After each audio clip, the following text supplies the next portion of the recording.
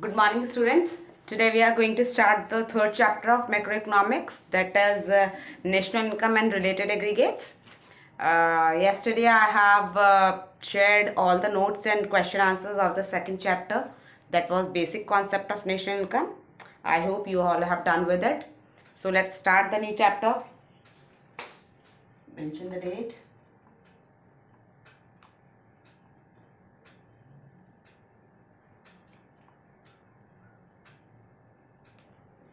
Chapter's name: National Income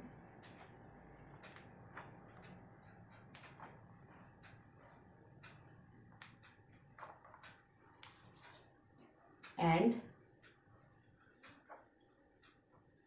related aggregates.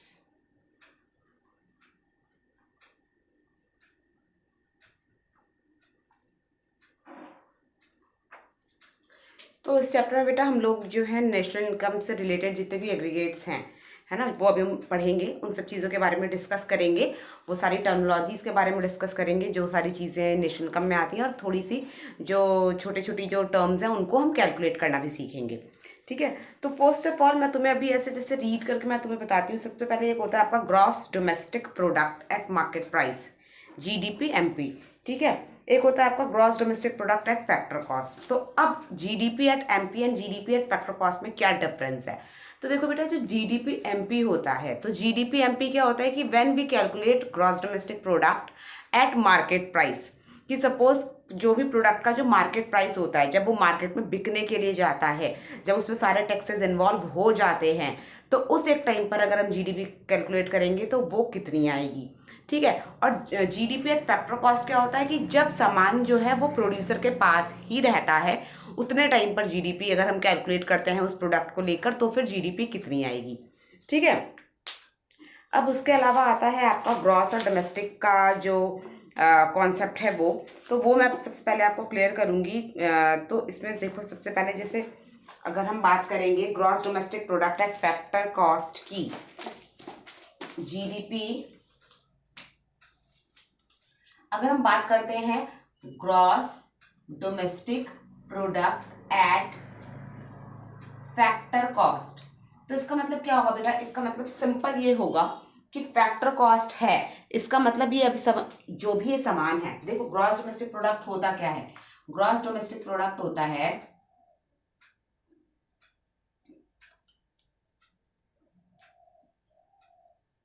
Gross domestic product होता है कि all the sum total of all final goods and services produced with in a domestic territory and with in a financial year, कि एक financial year के अंदर अंदर country के अंदर जितने भी total final goods and services produce किए गए हैं, उनका जो फाइनल वैल्यू होता है वही ग्रॉस डोमेस्टिक प्रोडक्ट होता है। ठीक है, अब इस ग्रॉस डोमेस्टिक प्रोडक्ट में फैक्टर कॉस्ट और मार्केट प्राइस का क्या कॉन्सेप्ट है? अगर मैं बोलती हूँ GDP eight market price and GDP at factor cost, तो इसका क्या मतलब है? तो सिंपल सी बात है कि ये जो GDP कैलकुलेट हुई है, ये तब कैलकुलेट हुई है कि जब आपका प्रोडक्ट जो है वो आपका पहुंच गया है मार्केट के अंदर। तो जब मार्केट में पहुंच गया है कोई सामान, तो ऑब्वियसली इसमें क्या इंक्लूड है? इसमें इनडायरेक्ट टैक्सेस इंक्लूडेड है, होता है ना। कोई भी हम कोई भी सामान लेते हैं, सपोज हम कोई शैम्पू का ही बॉटल लेकर आते हैं, तो उसमें साइड में लिखा होता है ना कि इंक्लूसिव विद ऑल टैक्सेस। इसका मतलब क्या है कि जो भी मार्केट में सामान आ गया उसमें इनडायरेक्ट टैक्सेस इन्वॉल्व है। लेकिन जो GDP एट फैक्टर कॉस्ट होता है, इसमें किसी भी तरीके का, इस प्रोडक्ट में किसी भी तरीके का इनडायरेक्ट टैक्स अभी इन्वॉल्व नहीं होते हैं, क्योंकि अभी ये प्रोड्यूसर के ही पास है। तो यही डिफरेंस है। ठीक है, तो अब इसी डिफरेंस को के बेसिस पे जब हम कैलकुलेट करते हैं कि GDP एट फैक्टर कॉस्ट, तो उसका फॉर्मूला क्या बन जाता है? इसका फॉर्मूला बन जाता है GDP के बेसिस पर, sorry, GDP MP minus net indirect taxes, कि जब GDP एट मार्केट प्राइस से हम इनडायरेक्ट टैक्सेस माइनस कर देते हैं, तो वो आ जाता है हमारा GDP एट फैक्टर कॉस्ट। ठीक है, अब है हमारा एनडीपी एमपी। एनडीपी क्या है? एनडीपी का मतलब होता है नेट डोमेस्टिक प्रोडक्ट। अब मैं तुम्हें ग्रॉस और नेट का भी कॉन्सेप्ट बताती हूँ। ये है आपका जीडीपी, सिंपल जीडीपी है। जीडीपी का मतलब ग्रॉस डोमेस्टिक प्रोडक्ट, और ये है आपका एनडीपी मतलब नेट डोमेस्टिक प्रोडक्ट। तो भाई ऐसा क्या है इन दोनों के बीच, जो ये चीज तो सेम है, डीपीडीपी तो सेम है, बस जी और एन का डिफरेंस है। तो वो क्या है? जीडीपी में से जब आप डेप्रिसिएशन को माइनस कर देते हो तो आता है आपका नेट डोमेस्टिक प्रोडक्ट, राइट। या फिर एनडीपी में जब आप डेप प्लस कर देते हो तो बन जाता है जीडीपी। आ रहा है समझ? ठीक है, तो अब ये आ रहा है आपका एनडीपी एमपी। एनडीपी एमपी, तो एनडीपी एमपी को अगर हमें जीडीपी एमपी बनाना है तो क्या करना पड़ेगा? एनडीपी एमपी, या फिर एनडीपी एमपी को अगर हमें कैलकुलेट करना है जीडीपी एमपी से तो हमें क्या करना पड़ेगा? तो सिंपल है, GDP MP minus depreciation. Gross से नेट बनाने के लिए माइनस डेप, नेट से ग्रॉस बनाने के लिए प्लस डेप। हमें यहाँ पे नेट बनाना था, ग्रॉस से डेप माइनस किया, नेट बन गया। ठीक है, नेक्स्ट है आपका एनडीपी एट फैक्टर कॉस्ट निकालना है आपको जीडीपी मार्केट प्राइस से। क्या निकालना है आपने? एनडीपी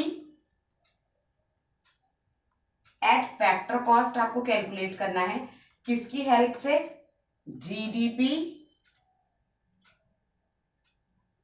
एमपी की हेल्प से। तो अब देखो क्या क्या करना है। अब आपको ये एन को जी में चेंज भी करना है, ठीक है, प्लस एफ सी और एमपी, इस एमपी को एफ सी में चेंज भी करना है। क्या करना है? इस जी को एन में चेंज भी करना है और इस एमपी को एफ सी में भी चेंज करना है, फैक्टर कॉस्ट में भी।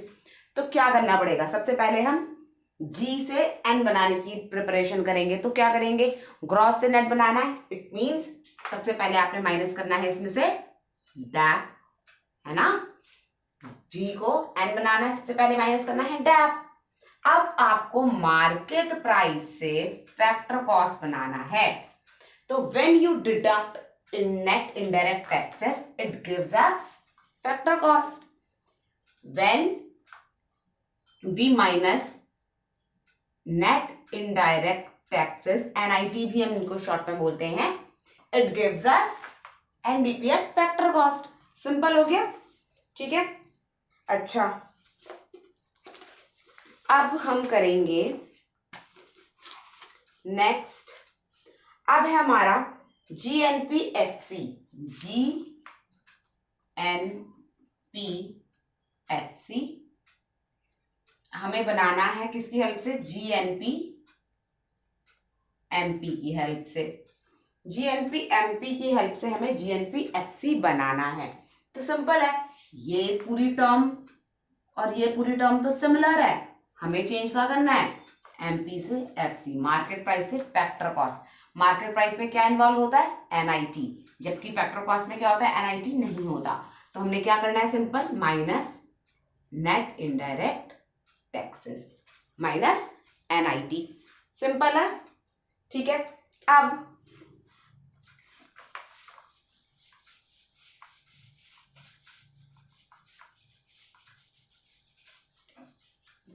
अब सपोज सारी चीजें हम सारे टर्म्स एक एक करके, चाहे वो सिमिलर भी होंगी, we will discuss all the terms so that it will be confirmed to you all, right. अब हमें निकालना है एन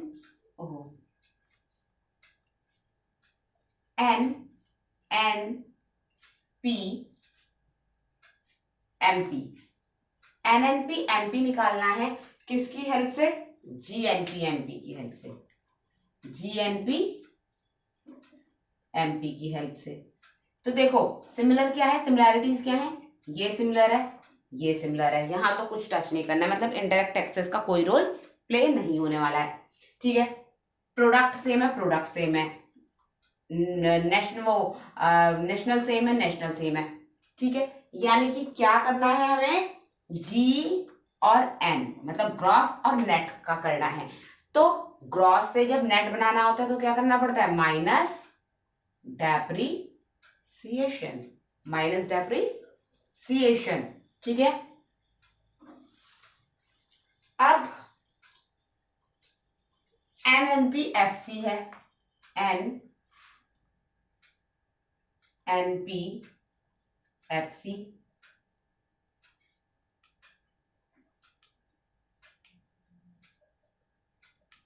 NNPFC से हमें बनाना है GNP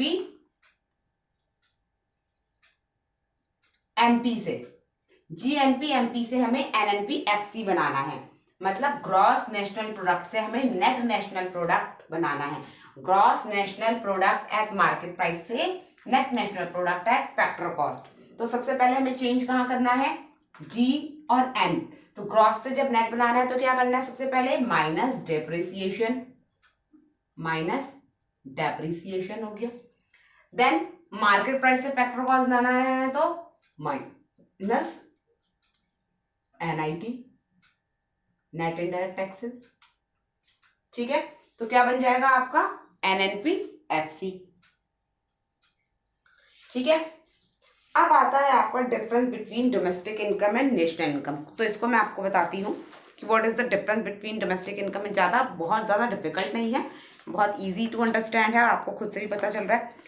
देखो डोमेस्टिक इनकम क्या हो गई, जैसे मैंने उस दिन बताया था आपको इंडिया का मैप बना के कि जो इंडिया की टेरिटरी, जो ज्योग्राफिकल बाउंड्री है उसके अंदर अंदर जो भी प्रोडक्ट आ रहा है, जो भी उसकी इनकम आ रही है, वो होता है आपका डोमेस्टिक इनकम। और नेशनल इनकम क्या है कि जब भी हम इंटरनेशनल ट्रेडिंग में स्टेप इन करते हैं, हम एक्सपोर्ट कर रहे हैं, इंपोर्ट कर रहे हैं, तो उससे जब पैसा जो अर्न हो रहा है वो होता है हमारा नेशनल इनकम, ठीक है। तो डोमेस्टिक इनकम देखो क्या है बेटा, it is territorial concept, it include the value of final goods and service produced with in a domestic territory. मतलब डोमेस्टिक टेरिटरी के अंदर अंदर जो भी आप प्रोड्यूस कर रहे हो उसकी जो भी कीमत आ रही है, इनकम आ रही है, that is domestic income. Next is national income. It is a national concept as it includes the value of final goods and service in the entire world. पूरे वर्ल्ड में जो भी प्रोडक्ट की फाइनल सर्विस, फाइनल जो भी cost होती है वो होता है आपका national income. It consider all the producer with in the domestic territory of a country. हमारी डोमेस्टिक टेरिटरी जो भी कंट्री की है उसके अंदर अंदर जितने भी प्रोड्यूसर्स हैं उन सब की इनकम इसमें इंक्लूड होती है। जबकि इसके अंदर नॉन रेजिडेंशियल जो पीपल्स हैं, जो हमारी कंट्री के नहीं भी हैं, उनकी भी आती है। It doesn't include NFIA। Domestic income में कभी भी net factor income from abroad add नहीं होता है और नेशनल इनकम में net factor income from abroad add होता है, ठीक है। अब आता है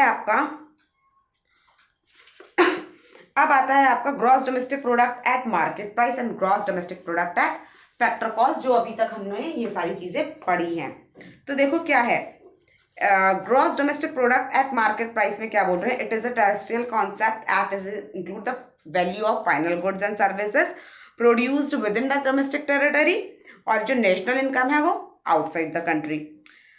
it consider all the producer, जो भी हमारी कंट्री के अंदर के हैं वो प्रोड्यूसर, और नेशनल इनकम में बाहर के प्रोड्यूसर्स।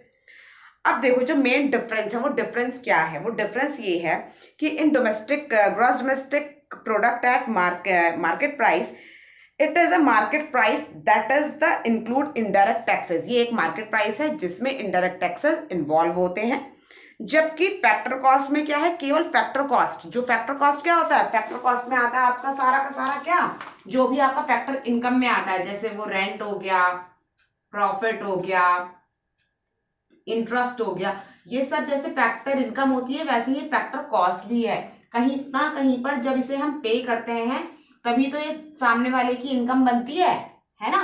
तो जब हम किसी को एज अ कॉस्ट ये पे करते हैं तभी तो किसी सामने वाले की एज अ इनकम मिलती है ना। तो यही फैक्टर इनकम होती है। तो ये जो होता है इसमें इनडायरेक्ट टैक्सेस इंक्लूड नहीं होते हैं। Gross domestic product at market price it inclusive of depreciation, इसमें डेप्रिसिएशन ऐड होता है और नेशनल इनकम में डेप्रिसिएशन ऐड नहीं होता है, ठीक है। इसके अलावा Tomorrow we will start calculating the NDPFC and some other terminologies also, and some numerical we will solve. Till then, you please repeat all the formulas and all the terminologies and make sure that you all have understood all this. And if you are facing any problem, you can ask, because before starting the numerical, you all have to confirm it all, and it should be learned by you all by heart. Otherwise, you won't be able to solve the numericals. Okay. Till then, revise and take care.